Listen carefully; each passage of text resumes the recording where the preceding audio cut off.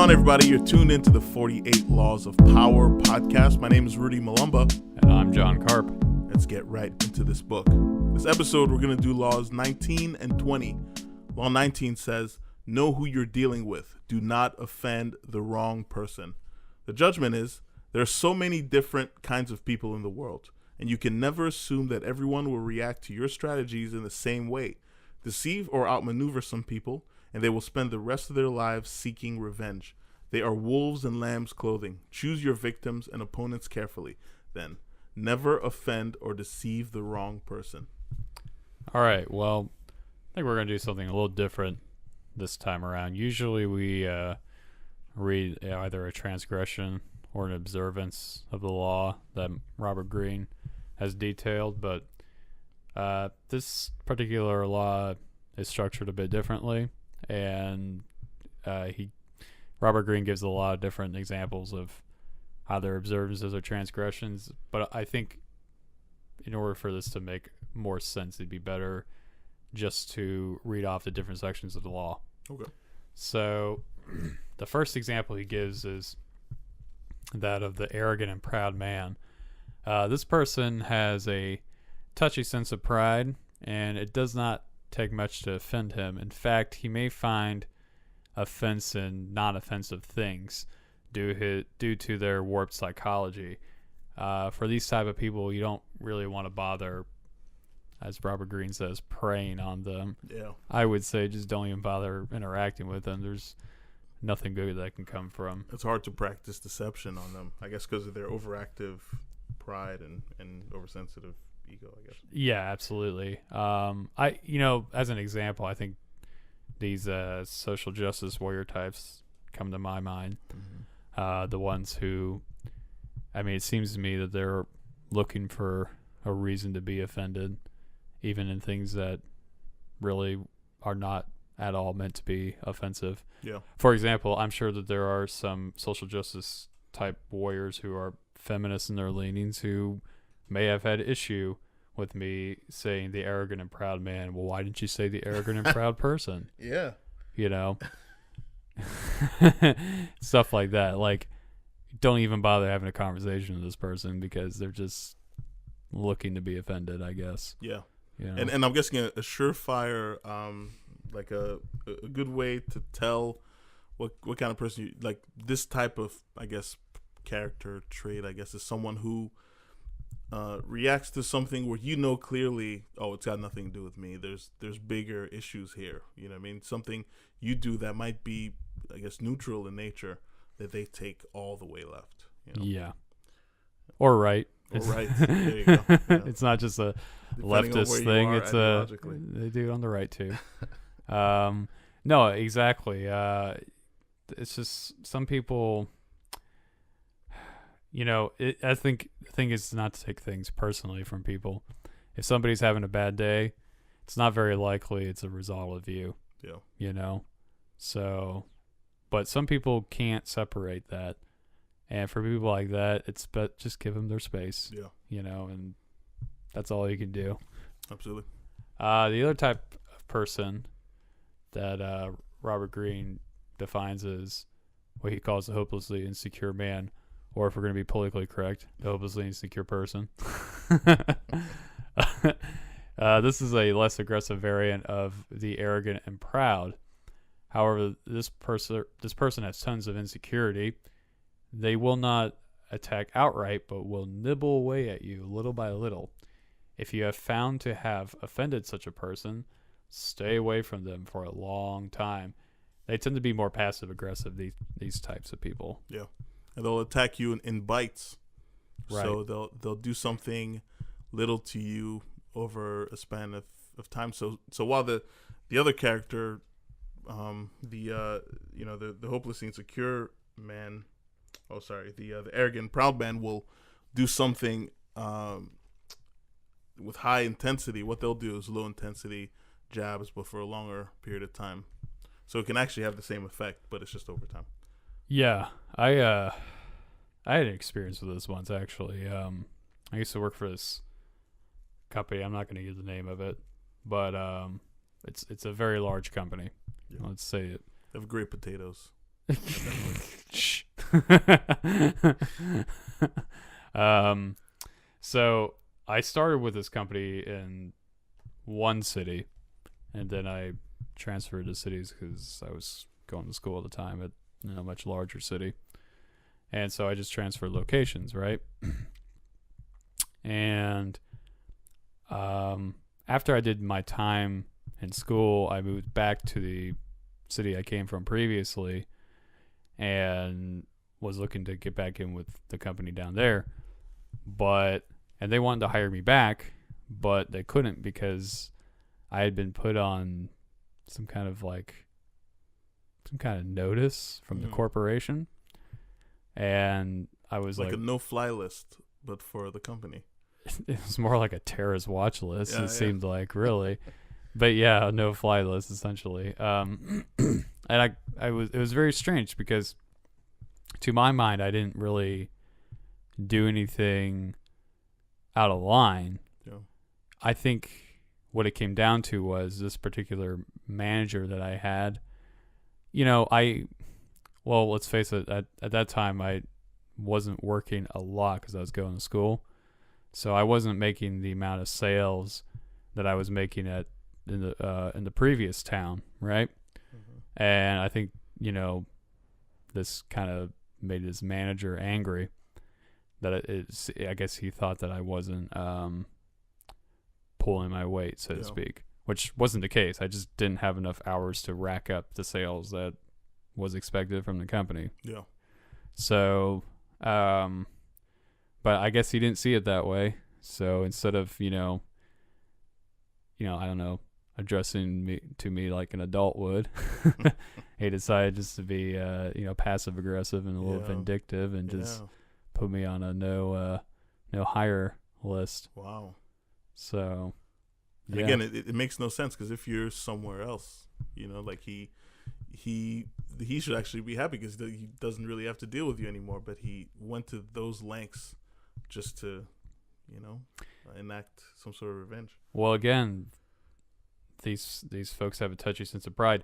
Maybe he took my lack of willingness to follow company policy, so to speak, all the way to the T, and get those sales regardless of the hours. Maybe he took my lack of willingness to do it, which really wasn't a lack of willingness to do. It was more of a lack of, realistic expectation, really. Yeah. But in any case, he just took it as insubordination, and wanted retribution for that, and took it on personally because maybe he felt that that he himself was being struck down. Oh, okay. Maybe I'm saying oh, this guy's not respecting my authority. He's being disrespectful. So I'm gonna make sure he doesn't work in this company again. Yeah. Kind of a thing. Definitely. Which again, if you could just talk to me, but whatever. Yeah. Whatever. Be that as it may. Then there's Mr. Suspicion. This person is very distrustful of others, can lash out with unbalanced aggression, often fueled by paranoia. Mm-hmm. These individuals can be easily swindled, however, for their paranoia makes them susceptible to others. Yep. The last podcast we talked about Shi Hongti. Yeah. And he was definitely a very paranoid person, to say the least. If you're having trouble remembering who this guy is, he's the one that on purposely separated himself from everyone else in court, traveled from different parts of the palace underground and slept in different beds and would execute people who had even seen him. Really nuts. Yeah. That's kind of stuff. Yeah. It's one of those things. There's actually a later law that we're going to talk about called determine every man's thumb screw. I feel like for this character, Mr. Suspicion, obviously their weakness is their suspicion. So that's why they're actually the first character that Robert Greene talks about that can be used or can be deceived, because they, like he was saying, they see what they want to see. They usually see the worst in people. Mm-hmm. So whatever they see is going to be colored by their suspicion. So in order for you to deceive them, all you have to do is just kind of add that fuel, make them more suspicious so that they're kind of distracted with other things while you do other things under their nose. That's pretty much how Robert Greene explained it for the most part. But he also said that do not become a target of this person's suspicion. And if it turns out that way, then watch out and try to distance yourself from them. Yeah, it's these people are interesting because you would think with this overactive sense of paranoia that that paranoia would keep them safe, right? But it actually does quite the opposite. And we've talked about this before. That type of isolation actually opens you up to more damage than it protects you from. And it seems to me, these type of people that are very paranoid, they almost kind of have a blind spot to people that they really should be suspicious of. 100%. Right? I think of King of the Hill when I think about this. There's a character in it called Dale. And Dale has a son. Dale's a white guy. And he has a son that's clearly of some Native American descent. But it's his son, right? Yeah. And you're watching the show and you're like, how could this be if Dale's white and his wife is white, right? Well, it turns out there's this Native American guy called John Redcorn, and Dale absolutely loves John Redcorn, has high respect for him, thinks he's definitely the example of the noble Native American, so to speak, right? Yeah. Well, but John Redcorn has been sleeping with Dale's wife for the past however many years. Yeah. And so you can pretty much put two and two together that Dale's son it's not actually Dale's son, it's John Redcorn's son. I see what you're saying with the blind spot. So really all John Redcorn did is he wasn't the object of Dale's suspicion. He was actually able to really, I guess, use him this whole time. Yeah, and his wife rather. It's funny, like I wonder why it is that some people are able to work around a very suspicious person's sort of point of view, because you would think that they would be suspicious of everybody. But I guess if you're like John Redcorn and you ingratiate this type of person well enough, you can fool them, because deep down inside, I think these paranoid type of people, they desperately want to believe that there's someone that they can trust in. And so if you give them some kind of evidence of being trustworthy, they take that to as much of an extreme as they take not Their trusting suspicion. anybody else. Yeah. Definitely. It's really all about the way I think about it. I guess it's like a us versus them mentality. So if you're the more you can kind of reinforce that, oh, I'm part of us, you know what I mean, then like you're saying, they extend that out the same way they extend out their suspicion. Yeah. So we're seeing someone here who is very extreme in their beliefs and behavior. Yeah. It's very interesting lesson in psychology. Yeah. And we all know this type of person. Of course we do. I've been around. We all have a Dale in our life. And what's funny, they're usually named Dale too. A lot of suspicious Dales.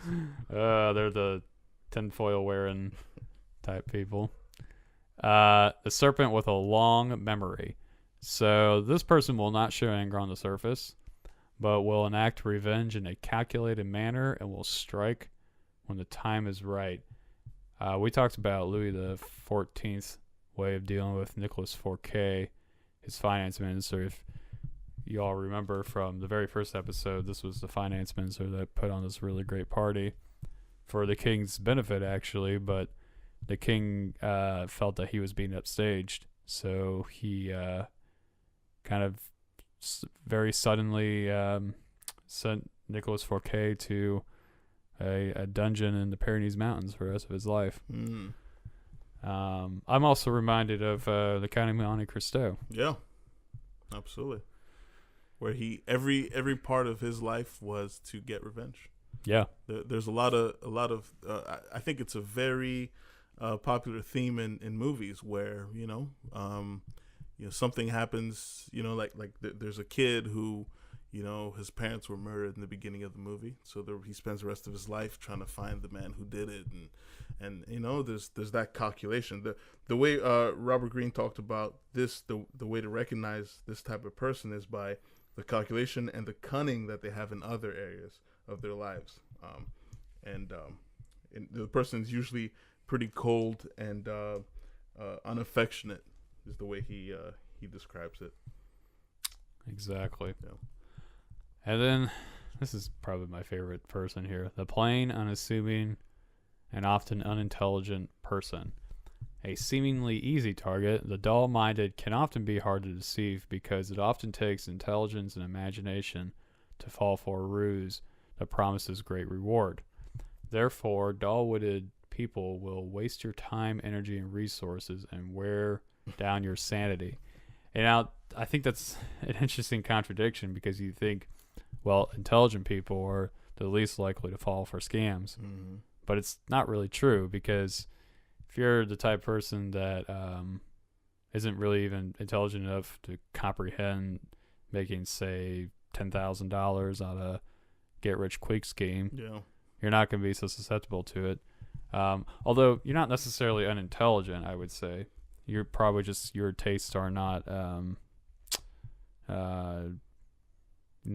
like you don't have wealthy tastes, so to Yeah. speak. Yeah. Robert Greene gave an example of that about Henry Ford. Yep. Henry Ford was I believe the story, the way it went was there's a number of art dealers. Joseph Define was one of them. They were having a hard time selling art, and so what they decided to do is they pulled their resources and they put together a book of paintings. What they were going to do is they were going to shop it around, and they were actually going to market higher or something like that. They needed someone to invest in those paintings because the way they were trying to say it too is it's a bit of an investment opportunity that the person can win out on. And they went to Henry Ford and they showed him the book, and Henry Ford looked at it and he asked for the price of the book. You know what I mean? He was more interested in the book than anything else. When they told him about kind of the opportunity and they kind of tried to spell out what they were really trying to do, he told them, no, I'm happy with the book. The book of paintings is good. A representation of the paintings is fine enough for me. And so they spent a lot of time trying to pull that off, and it just didn't work out that way. Yeah. I kind of feel like intelligent people, or quote unquote intelligent people, can try to are more opportunistic. So it's really about the opportunity. So if you're sitting there and you're someone comes up with a get rich quick scheme to you, your mind starts going and you go, okay, if I can make 5,000, then maybe I can make 10,000. Maybe I can do this. Maybe I can do that. So maybe the unintelligent in this sense is someone who's not really that opportunistic, who won't really look at the opportunity as something that can be doubled or tripled. Isn't I guess just isn't opportunistic in that way. They're just perfectly happy looking at a book of pictures. Yeah. Exactly. Nothing wrong with that. It was a very ingratiating story. I think I like Henry Ford more than I did yesterday. Yeah, well, I have my opinions on him, but okay. I admire him for other things. Yeah. There are other things that I don't like about the man, and anti-Semitism is one of them. Oh. But that's a discussion for another day. We really do have to, for a lot of these figures from the past, we really have to do our research. I think the anti-Semitism and racist themes are I mean, Henry Ford is a brilliant and interesting man, but when you learn about his anti-Semitic beliefs, you'll go, ooh. Yeah.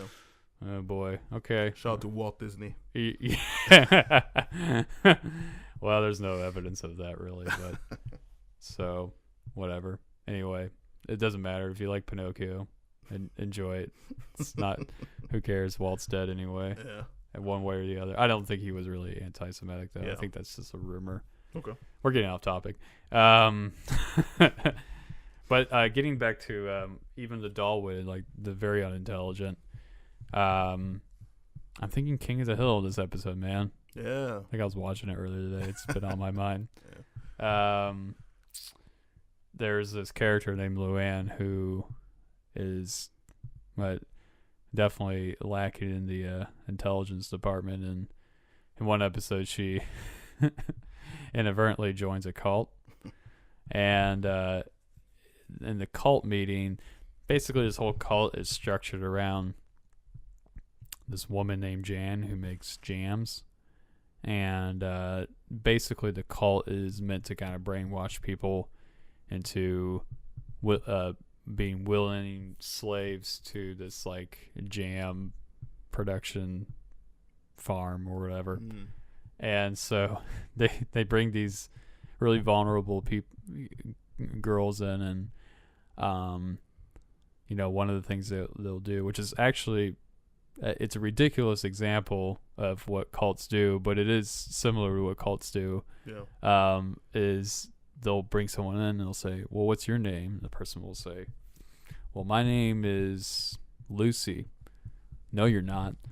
That's the name your parents gave you. Your name is Jan. We love you, or Jane. We love you, Jane. And they'll tell them that we love you, Jane. We love you, Jane, right? Yeah. And so they pull this off on one person, and it works. They go to someone like Luann, and they say, well, what's your name? She says, my name is Luann. And they say, no, that's the name your parents gave you. Your name is Jane. And Luann goes, no, I'm pretty sure it's Luann. I go, no, your name's Jane. Well, sometimes I have a hard time remembering my name too, but I think of a woman named Lou, or a man named Lou and a woman named Ann, and they meet each other and they fall in love. For people like that, it's just not worth. It's not worth it. The effort, yeah. I think because like cults and or like extremist political belief systems like Nazis or communists or whatever.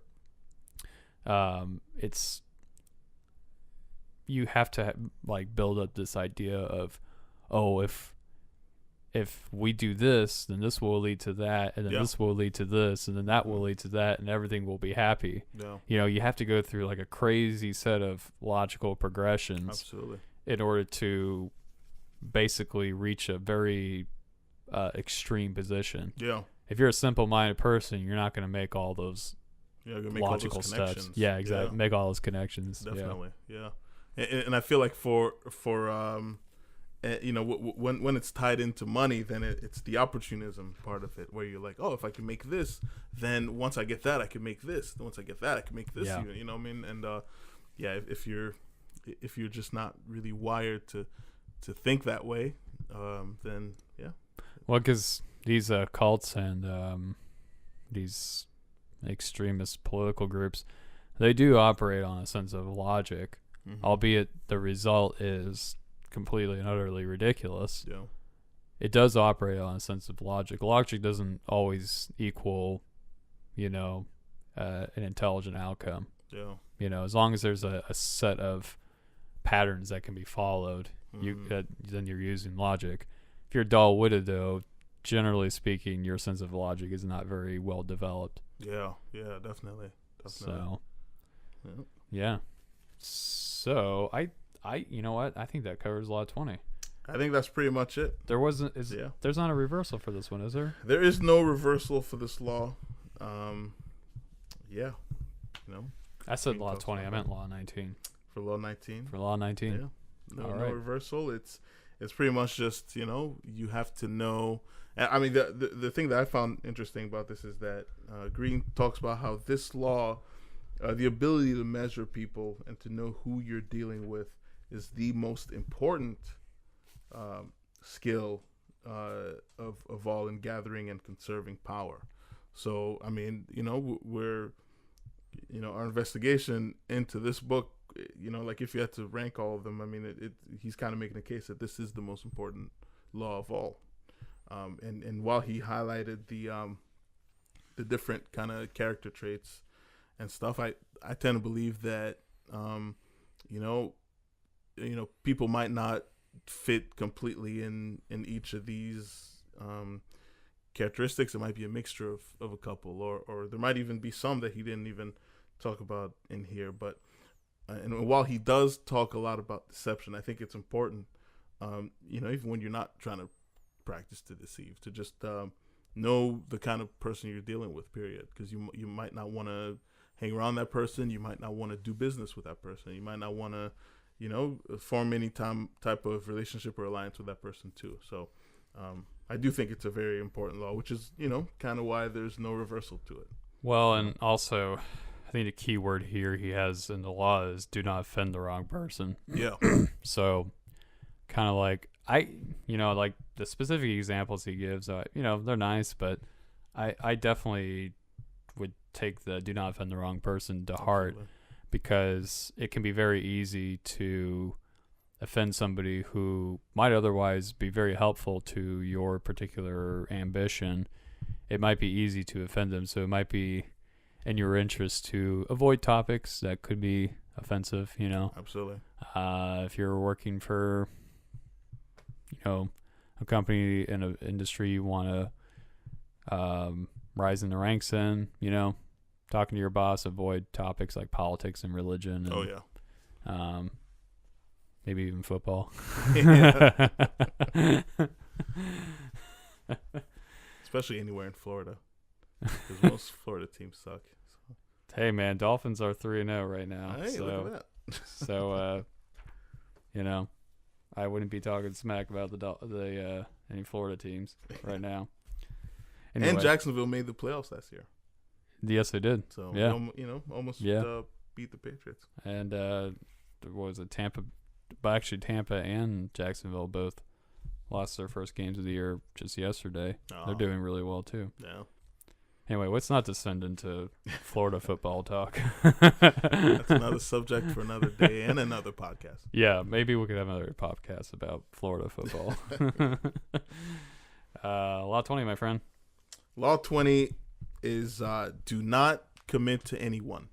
The judgment is, it is the fool who always rushes to take sides. Do not commit to any side or cause but yourself. By maintaining your independence, you become the master of others, playing people against one another, making them pursue you.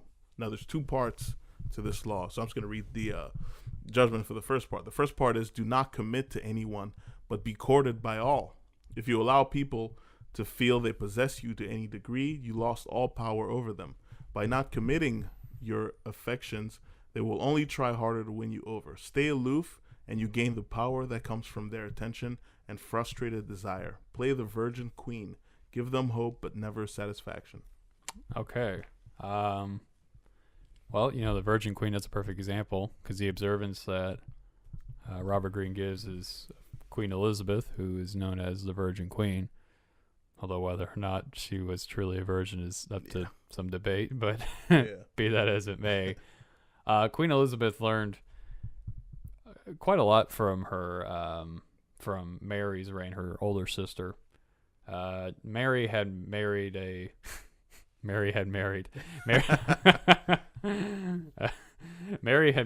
Catholic, which was not a very popular thing at the time, particularly amongst the very Protestant Scots within the United Kingdom. And this actually led to her demise. And so Elizabeth learned from that. And she also learned that, if you marry someone and you're the queen, you end up ceding some of your power. Yeah. Right? So, and of course, you're tied to that person. You're tied to that person, and in fact, their policies as well. So Queen Elizabeth very early on made the decision that she wasn't going to marry because she didn't want to cede that power. There was a lot of things she wanted to do for Britain. She wanted to advance Britain beyond where it was at the current time, and she didn't feel that she would be able to fulfill her ambition had she married. And she also didn't want to have another religious war in her country. Yeah. So, but what she would do, because of course everybody wanted to marry Queen Elizabeth, to gain more power and also, have the status of popping her cherry, so to speak. That was good. And anyway, so what she would do is she would secure alliances and maintain peace by dangling the possibility of marriage with these noblemen from various countries. Really being a tease, you know, You know what? That's exactly what she was being. politically and Yeah, we probably shouldn't say that word.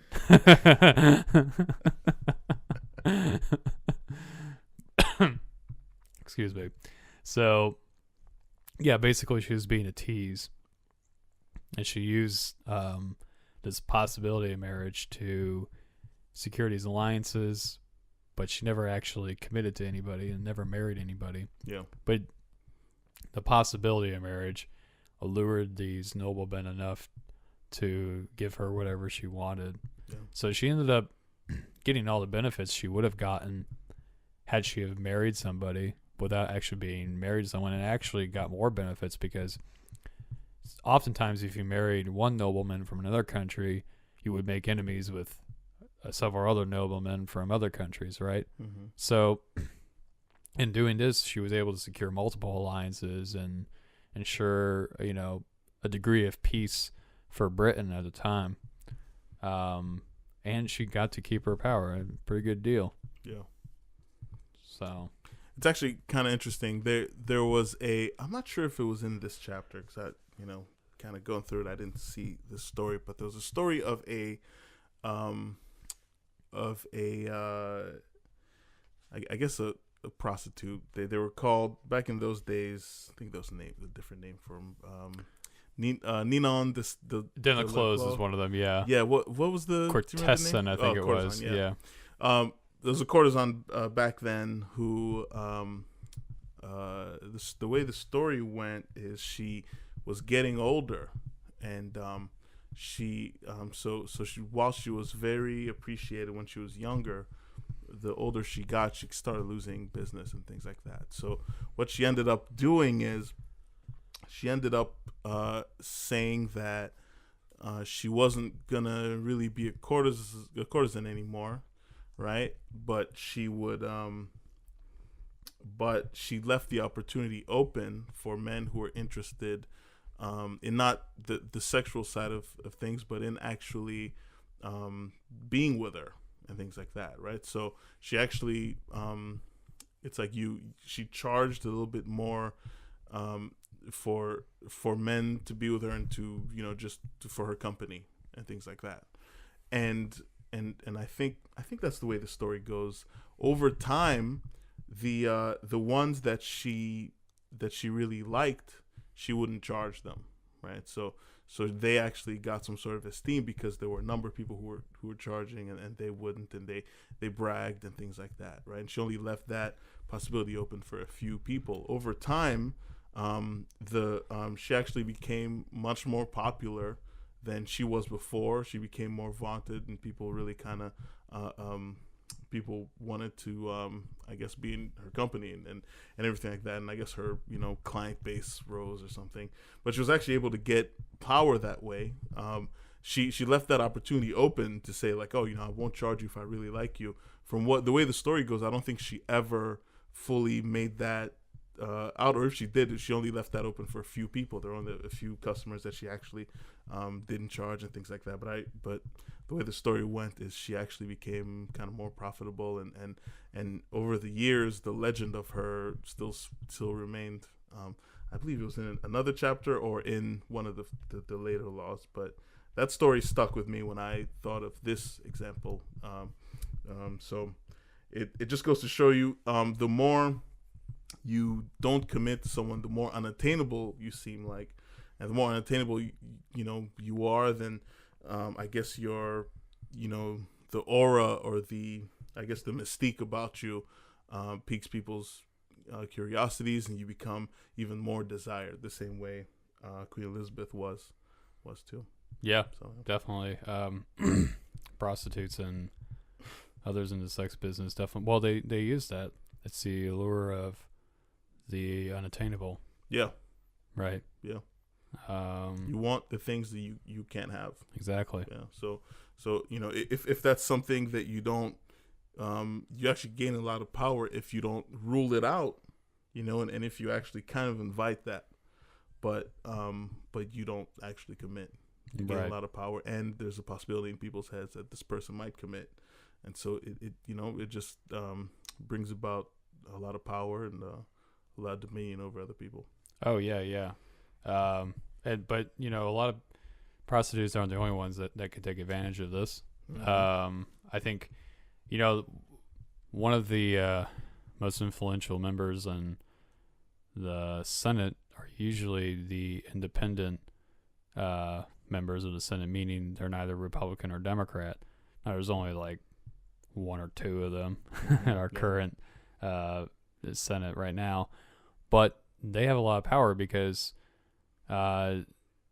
they are always being courted by both the Republicans and the Democrats 100%. to to have support on a bill, because it's not sure where they're going to vote, because the Republicans can get a majority of the Republicans on one bill, the Democrats can get a majority, if not all, support on a different bill. But it's always a toss-up with the independents. Yeah. So if you're a person and you manage to get into the Senate and you're independent of a political affiliation, you have quite a lot of power. Yeah. And you can use that to further what you'd like to see in the country and what have you, Yeah. by not committing to one party or the other. Yeah.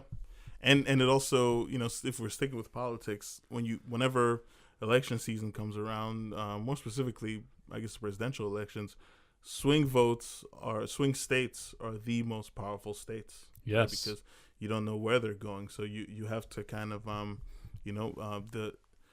the picture is always bleak for both sides. They invest all they can in that, and I lived in a swing state for a long time, and yeah, I mean we would get the letters of all the on both sides saying, please, vote for us this way or vote for us the other way. So another group that I that just came to my head is basketball players. If you play in high school and you're going over to college, and how as I'm just thinking of the process in general of someone making any decision, when the decision you're making is up in the air.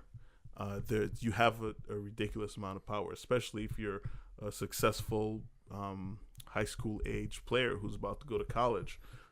Colleges go to great lengths trying to attract those people, and I mean I feel like this law is. I mean, you could see its effect when you look at the lengths that they go for that, the power that those students have. Yeah. So I just wanted to say that you actually moved to a swing state too. Oh, this is a swing state too? Florida's a very big swing state. Wow. I never really thought Virginia was being that much of a swing state. Oh yeah, especially Really? where we were. Oh well, Yeah, that was went Eastern Virginia, right? southeastern. Yeah, Southeastern. It went both with it changed each time. Because I mean, they went from 2000, 2004, then Well, 2008 again. the whole state went from being reliably Republican to reliably Democrat in the last Yeah. since Obama. Absolutely. So Absolutely, well, in any case. So yeah, part 2. Part 2 of this law is do not commit to anyone, stay above the fray. And the judgment for that is do not let people drag you into their petty fights and squabbles. Seem interested and supportive, but find a way to remain neutral. Let others do the fighting while you stand back, watch, and wait. When the fighting parties are good and tired, they will be ripe for the picking. You can make it a practice, in fact, to stir up quarrels between other people and then offer to mediate, gaining power as the go-between. Okay.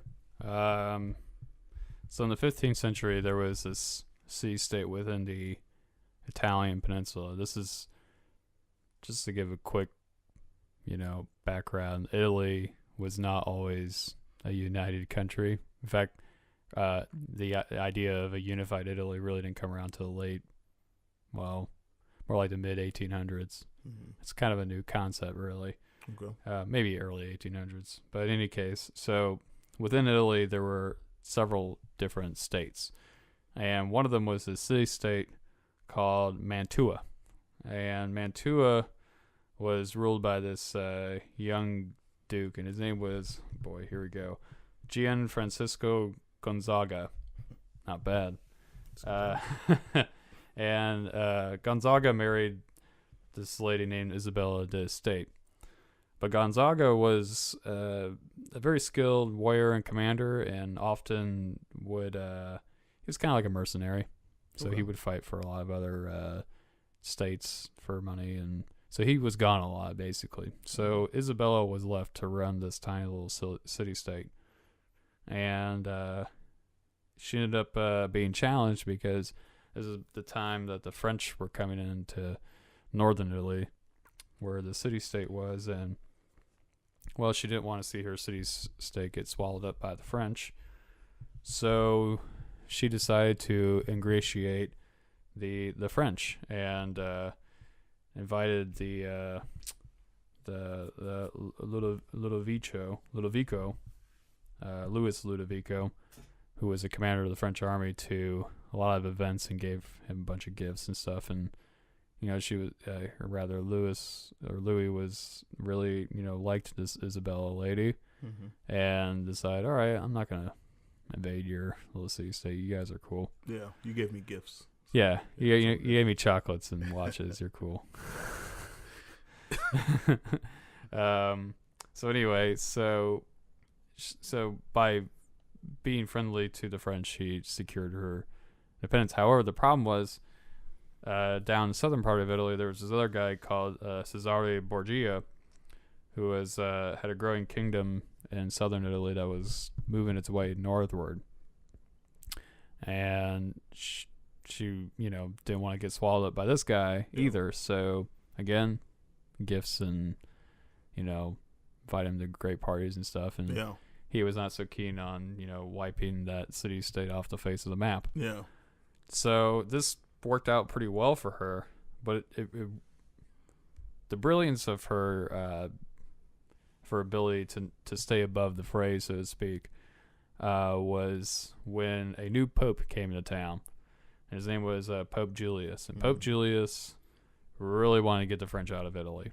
Yeah. So, but this was the problem, because she, the French had been so intertwined with Mantua for so long that I think she had a brother or some other relative actually fight with the French. Yeah. So she didn't want to go totally against the French, because she didn't want her brother to be killed or whatever else. And then if she lost, then the French would be like, all right, well, screw this city state. Let's, swallow this up. Yeah. So she was kind of torn, like, who do I support? So she found the third route, so to speak. And what she did was, she convinced her husband to fight on the side of the Pope to make it look like, okay, the city state's on the side of the papacy, but he didn't fight all that hard, really, for the Pope. And on the flip side, she was saying to the French, like, yeah, we're giving up the front that we're fighting with the Pope, but we're going to give you some secret information about what the Pope's forces are doing, so that you can have the upper hand. Yeah. And so they were like, all right, cool, we won't mess with you then. Yeah. So basically so no matter how this war went, she was fine. And so was Mantua. And eventually the Pope won and got all the French out, and Mantua stayed. And Mantua actually managed to keep its independence for quite a long time afterwards, during a lot of strife in Italian history. I guess the key to the staying above the fray is, as Green says, to master your emotions. I guess during times of conflict, right? I kind of feel like, especially with that illustration of this part of this law, is that I think for most people, the important part was winning the conflict. Really kind of, I guess, an ego reaction to things. Really kind of saying, like, we want to win because we are the best. You know what I mean? So that's kind of what drove the conflicts. We want to win. We're the best. We want to spread our empire as as wide as possible. So that's kind of what they were after. For Isabella, the goal was just to survive. So it really all that. So they were just out for survival and out for themselves. So they didn't really get invested in the conflict. They didn't get invested in all the petty squabbles that everyone else had. And so kind of by doing that and by not becoming emotionally invested in all that, they're able to make these little deals on all sides. And they're able to stay away from conflict with really anyone.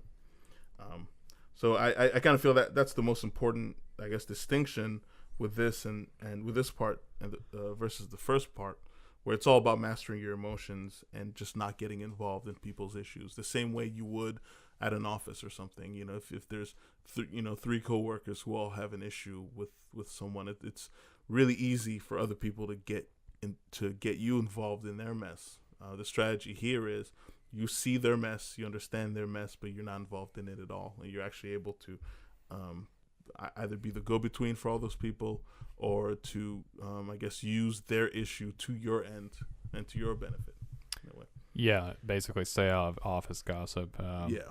Actually, we were talking about this for the podcast. What was it you were saying? If someone says, if someone speaks ill of someone else in front of you, they are likely to speak ill of you when you're not around. Exactly. Yeah. Just kind of being loyal to the absent, kind of thing, where if someone is talking bad to you about someone else, chances are, if the person who's talking bad to you has an issue with you, they're gonna talk bad about you to that other person they're talking bad about.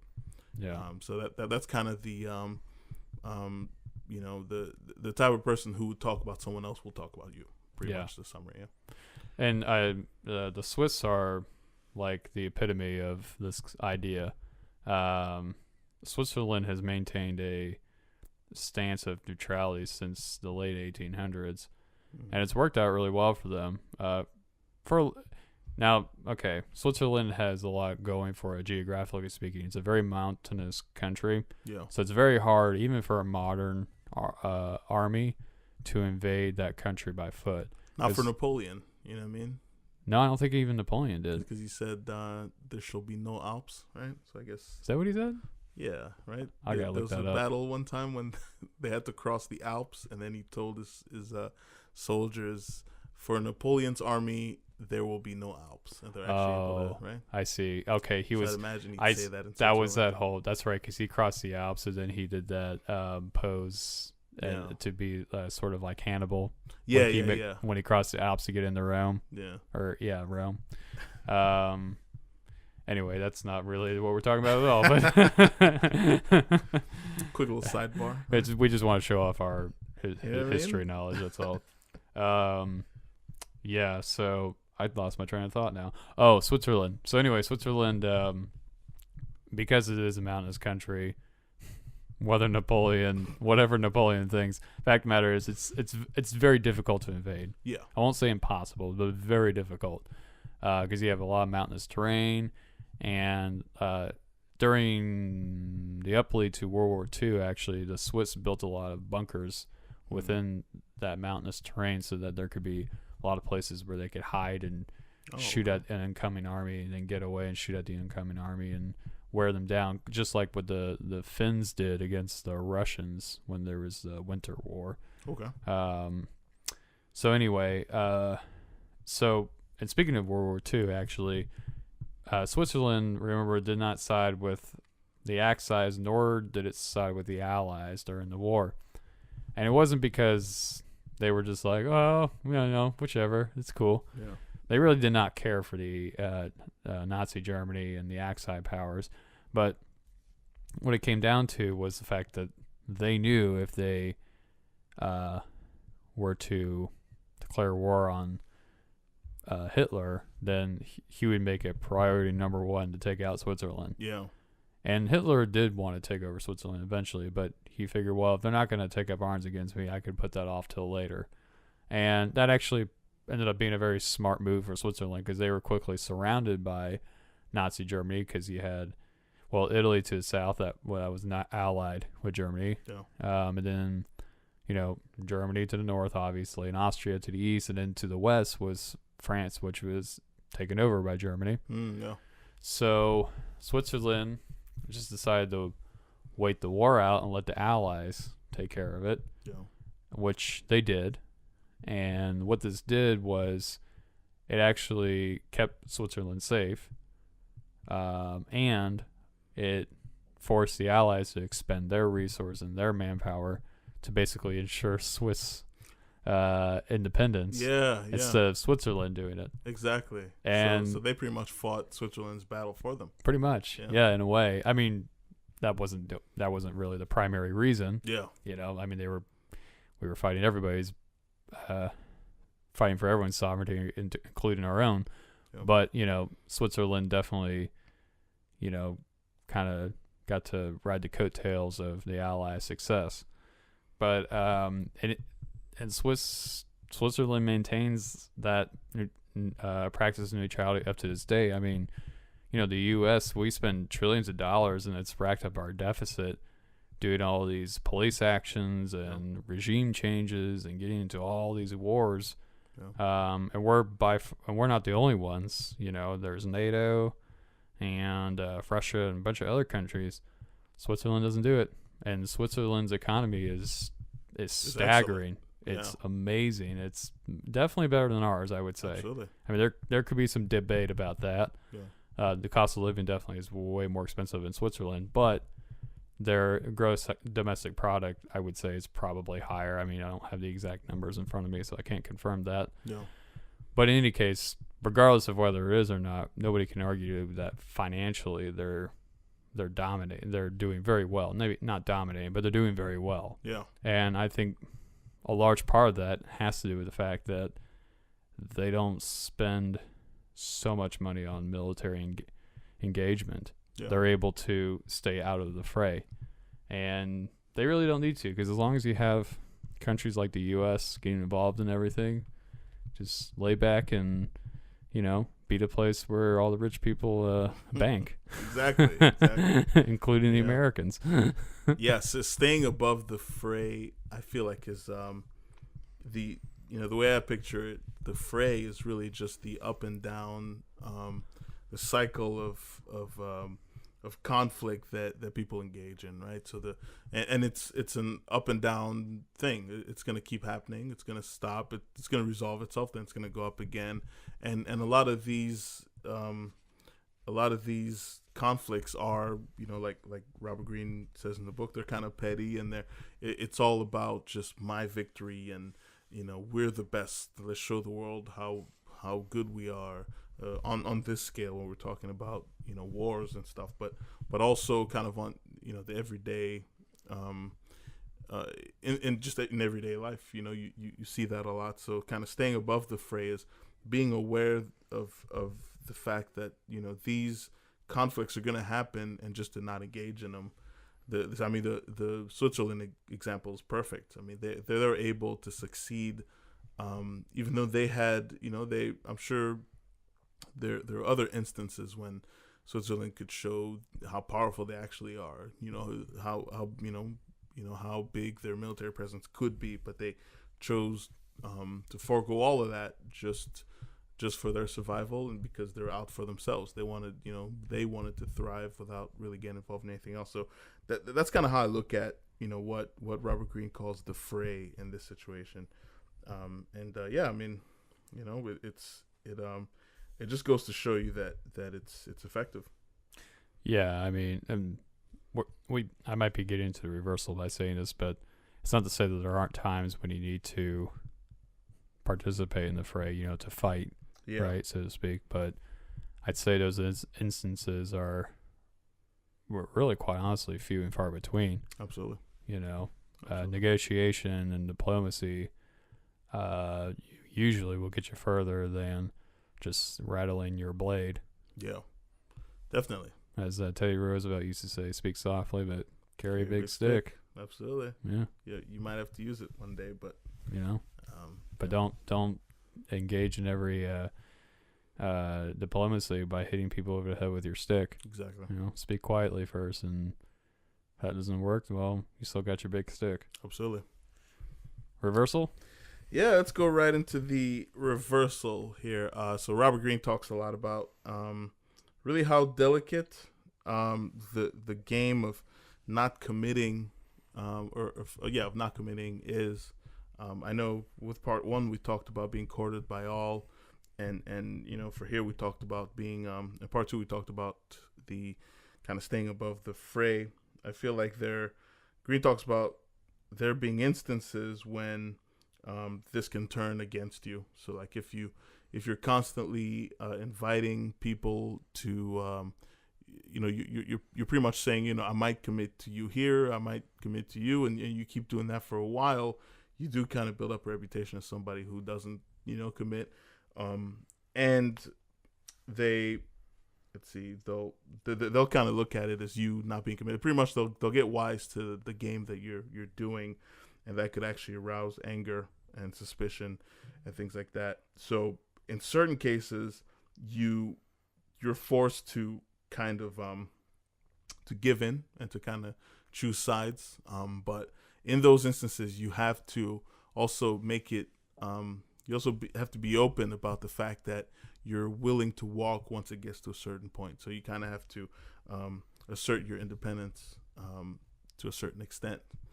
Then there's also other instances where you completely walk away from inviting the possibility of you committing with a certain side, and you just completely assert your complete independence from all sides. The same way George Washington, really the Patriots and our forefathers kind of did, where they just severed all ties from England. They didn't accept help from any of the other countries, and they just kind of soldiered it out that way. And in the long term, they were able to get people's respect. So those are really kind of the only instances where that are reversals for this law. Well, American Revolution example you gave there is kind of interesting because they did accept help from the French, but after the war ended, you would think, okay, so Americans are going to exclusively trade with the French and not Britain. It's actually quite the opposite. Initially, the trade partnerships were more favorable with Britain than it was with France from the American side, which is kind of weird to wrap your head around, right? Yeah, but it's kind of, I mean, well, there was that was one of the many points of friction between the Federalists and the Democratic Republicans, where the Federalists were very keen on trading with the British and the Democratic Republicans wanted to trade with the French. So that was a point of contention. And the very first part of the first two presidencies, really the second with John Adams, we went more because he was a Federalist, we were more favorable to trade with the British. Oh, okay. Of course, Jefferson came in after Adams, and we switched to the French. Yeah. Democratic Republican. Yeah, that was the precursor to the Democratic Party. Yeah, because Jackson came in and kind of whacked off the Republican part of the name and just kept it as Democrat. Jackson. But there was something else I was going to say. It's true that sometimes you have to pick a side, but it doesn't mean that you have to give up maintain your independence within that side that you choose, is what I'm saying. You don't have to give up your independence within that. And I think, again, on a political spectrum, one of a very high esteemed senator of ours, John McCain, passed away not too long ago, and I think he by far is a great example of that, because yes, he was a Republican and I think he was a lifelong Republican as well. At the same time, he would step away from his party when he felt that he needed to. For example, he was very much against George W. Bush's policy on waterboarding. And then most notably in the last couple of years, he voted no on the latest health care bill that President Trump and other Republicans were in support of. To overturn Obamacare. Obamacare, yeah. And it was actually McCain's downvote of that prevented that bill from being passed. Which was not in line with his party, but again, he agreed with I would say he agreed with his party on most things. But even so, he also maintained his own independence and his own beliefs and was not afraid to, stand up for those beliefs when he saw fit. Yeah, he's a great example because I mean, especially nowadays, I feel like people in politics tend to just go, okay, I'm picking this side, so I go with whatever they say. I'm picking that side, I go with whatever they say. So I mean, the case of John McCain, definitely, he was always a guy who, if he didn't agree with it, he in some cases went against the party in general. Yeah. So yeah. Well, very good stuff. Well, for the 48 Laws of Power podcasts, my name's Rudy Malumba. And I'm John Karp. Signing off. Well, that was our take. What do you think? Email us at the 48 Laws of Power podcast at gmail.com. Be sure to check us out on iTunes, YouTube, Spotify, iHeartRadio, and like us on Facebook. Listen in every Monday as we air new episodes.